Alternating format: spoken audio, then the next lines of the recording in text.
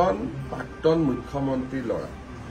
তিনিটা কথা কৈ দিলে হয় যে পাকিস্তানত মই গৈছিলো নে নাই সেইটোকে অকাই পকাই কিয় থাকে পাকিস্তানত যোৱা নিজৰ কথা সুধিলে তেওঁ পেহেলগামৰ কথা কয় সব মানুহবিলাকতো বুৰ্বক নহয় যোনে টিভি চাইটো বুজিয়ে পায় যে ই সিধা কথা কব খোজা নাই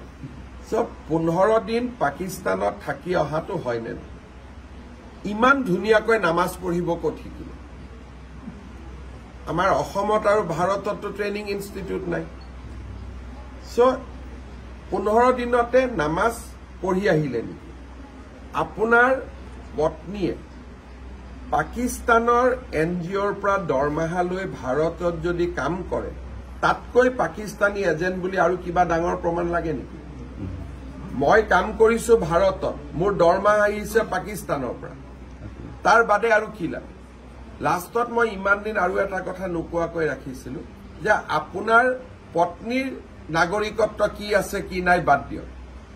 আপোনাৰ ল'ৰা আৰু ছোৱালীটোৰ নাগৰিকত্ব কি এই কথাটো আপুনি ৰাইজক ধৰ্ম কি মই পিছত সুধিম মোৰ সন্দেহ আছে আৰু দুদিন পিছত মই কমো যে দুয়োগৰাকী ল'ৰা আৰু ছোৱালী ভাৰতীয় নাগৰিক নহয় আৰু এটো মই মুখ্যমন্ত্ৰী হিচাপে কৈ আছো প্ৰথমেতো পৰিবাৰ ভাৰতীয় নহয় বুলি কলো এতিয়া তেওঁৰ ল'ৰা আৰু ছোৱালীও মই ভাৰতীয় নাগৰিক নহয় বুলি কৈছো যদি তৰুণ গগৈ নাতিনিয়েক ভাৰতীয় নহয় অসমীয়া নহয় তাতকৈ দুখ আৰু লাজৰ কথা কি থাকিব পাৰে মই এই অভিযোগটো আজি কৰিছো অলপমান মোকো সময় লাগিব প্ৰমাণ আনিবৰ কাৰণে কিন্তু মই কৈছো ৰিক্স লৈ কৈছো কিন্তু প্ৰমাণ ছেপ্টেম্বৰৰ ভিতৰত আহিব আৰু 10 ছেপ্টেম্বৰত মই প্ৰমাণ সহকাৰে দিম আৰু মুখ্যমন্ত্ৰী আসনৰ পৰা মই এটাও অসত্য কথা ক'ব নোৱাৰো মই আজি অসমৰ মুখ্যমন্ত্ৰী যদি পাকিস্তানে মোক দৰমহা দি থাকে মই পাকিস্তানৰ এজেন্ট হলো নে নাই তাতকৈ আৰু কিবা প্ৰমাণ লাগে নি নিলজ্জ মানুহে ইয়াতকৈ বেছি প্ৰমাণ খুজিব না মই পজন প্ৰাক্তন মুখ্যমন্ত্ৰীৰ ল'ৰা তিনিটা কথা কৈ দিলে হয় যে পাকিস্তানত মই গৈছিলো নে নাই সেইটোকে অকাই পকাই কিয় থাকে পাকিস্তানত যোৱা নিজৰ কথা সুধিলে তেওঁ পেহেলগামৰ কথা কয় সব মানুহবিলাকতো বুৰ্বক নহয় যোনে টিভি চাইটো বুজিয়ে পায় যে ই সিধা কথা কব খোজা নাই সব 15 দিন পাকিস্তানত থাকি অহাটো হয় নে ইমান ধুনীয়াকৈ নামাজ পঢ়িব ক'ত শিকিলে আমাৰ অসমত আৰু ভাৰততো ট্ৰেইনিং ইনষ্টিটিউট নাই সো 15 দিনতে নামাজ পঢ়ি আহিলে নেকি আপোনাৰ পত্নীয়ে পাকিস্তানৰ এনজিঅ'ৰ পৰা দৰমহা লৈ ভাৰতত যদি কাম কৰে তাতকৈ পাকিস্তানী এজেন্ট বুলি আৰু কিবা ডাঙৰ প্ৰমাণ লাগে নেকি মই কাম কৰিছো ভাৰতত মোৰ দৰমহা আহিছে পাকিস্তানৰ পৰা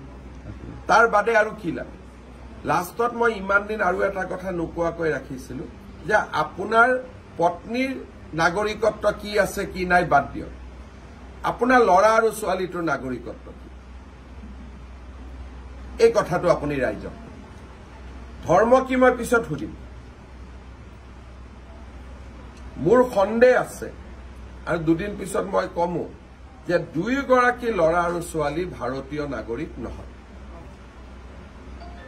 আৰু এটো মই মুখ্যমন্ত্ৰী হিচাপে কৈ আছো প্ৰথমেতো পৰিবাৰ ভাৰতীয় নহয় বুলি কলো এতিয়া তেওঁৰ ল'ৰা আৰু ছোৱালীও মই ভাৰতীয় নাগৰিক নহয় বুলি কৈছো যদি তৰুণ গগৈ নাতিনিয়েক ভাৰতীয় নহয় অসমীয়া নহয় তাতকৈ দুখ আৰু লাজৰ কথা কি থাকিব পাৰে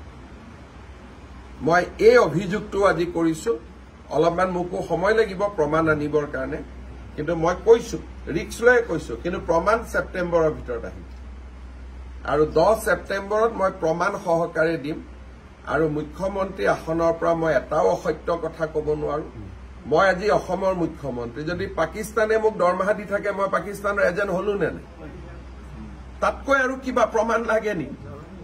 নিলজ্জ মানুহে ইয়াতকৈ বেছি প্ৰমাণ খুজিব তেওঁলোকে কৈছে আপুনি এই কৰিব লাগে না মই